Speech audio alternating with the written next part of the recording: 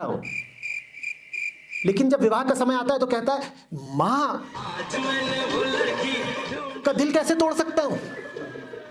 अरे माँ की आज्ञा शिरोधार्य है। अरे तूने जिंदगी में और कब माँ की आज्ञा मानी थी? पर इस चीज के लिए बताएगा वो माँ को बहू की तलाश है ना। और दादी वो दम तोड़ने को राजी नहीं बुढ़िया।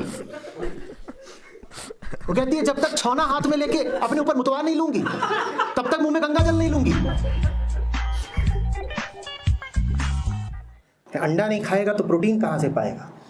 अच्छा जरूर। ये बैठे हैं सामने आचार्य जी, मस्तिष्क भी है और बाजू भी है। ये बैठा है पहाड़ी, मुझसे आधी उम्र का है और खेलता है स्क्वॉश, जीतता कम है हारता ज्यादा है, पूछ लो। अब तो बात पूरी दुनिया को चली गई पहाड़ी।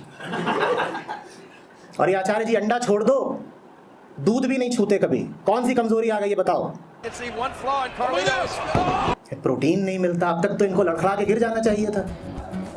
बैल की तरह काम करते हैं, सांड की तरह जीते हैं।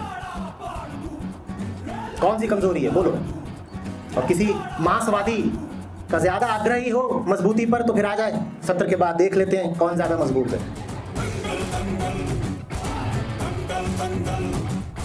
अभी तो हमें सुंदरता का कुछ पता ही नहीं, तभी तो सुंदरता के नाम पे ब्यूटी सैलून चलते हैं। सुंदरता का हमें कुछ पता होता तो मुंह पे हम चीजें थोपते। सुंदरता का हमें कुछ पता होता तो हम गहने धारण करते। ये तो छोड़ दो कि तुम्हें प्रेयसी की आत्मा से मतलब है, तुम्हें तो उसका शरीर भी ठीक नहीं लगता। तुम कहते हो अभी शरीर भी ठीक नहीं है, जा गहने पहन के आ। हम तो अगर ये भी कहें कि साहब लोगों को बस खाल से प्यार है तो वो भी झूठ है। हमें खाल से भी नहीं प्यार है, हम तो कहते हैं खाल भी पहले सजाओ। आचार्य जी, पापा मम्मी से कभी तारीफ नहीं मिली और जिस लड़की से प्यार किया उससे भी कभी तारीफ नहीं मिली। बहुत कुछ करने की कोशिश की लेकिन तारीफ मिलती ही नहीं। क्या सवाल है, क्या खूब पूछा है,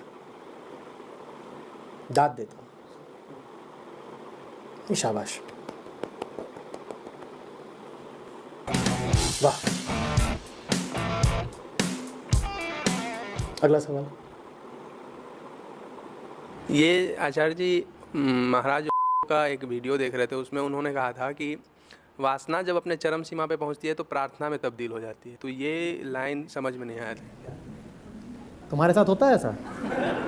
तुम्हारी वासना जब पहाड़ पे चढ़ जाती है तुम्हारे हाथ ऐसे हो जाते हैं? कोई यहाँ बैठा हो जो बता दे कि वासना जब बिल्कुल चरम पर पहुंचती है, एकदम जब स्खलन होने वाला होता है, तो कितने लोग भजनवा उठते हैं?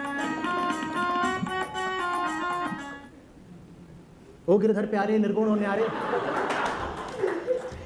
मैं बेवकूफ़ थोड़ी हूँ कि ऐसे लोगों से बात करने आऊँ जहाँ मुझे भरोसा ही है कि कुछ समझ में नहीं आएगा उनको। मुझे अपनी ज़िंदगी ख़राब करनी है क्या? मैं बहुत अय्याश आदमी हूँ। तुमने ऐश कहा ना, परम अय्याशी जो हो सकती है, मैं उतना अय्याश हूँ। तुम न स्त्री हो न पुरुष हो, तुम करण जौहर की कहानी के किरदार हो। अरे सच्चाई क्या करोगे? सच्चाई तो उस दुर्गंधयुक्त डकार जैसी है जो मज़ेदार खाना खाने के बाद आती है। मज़ा किसमें था? खाने में। और सच्चाई क्या है? बदबूदार डकार। और कोई कल बता तो रहा था, ऊपर वाला हमें जोड़ों में भेजता है नीचे। जूते हो? ऊपर वाला हमें जोड़ों में भेजता है नीचे। जूते हो? बहुत लोगों ने इस प्रश्न का धंधा ही बना लिया है, वो यही, मैं कौन हूँ, मैं कौन हूँ। पूछेंगे पहले मैं कौन हूँ और फिर आंखें चौड़ी करके आसमान की ओर देखेंगे, मैं कौन हूँ, मैं कौन हूँ। तुम इस वक्त मूर्ख हो।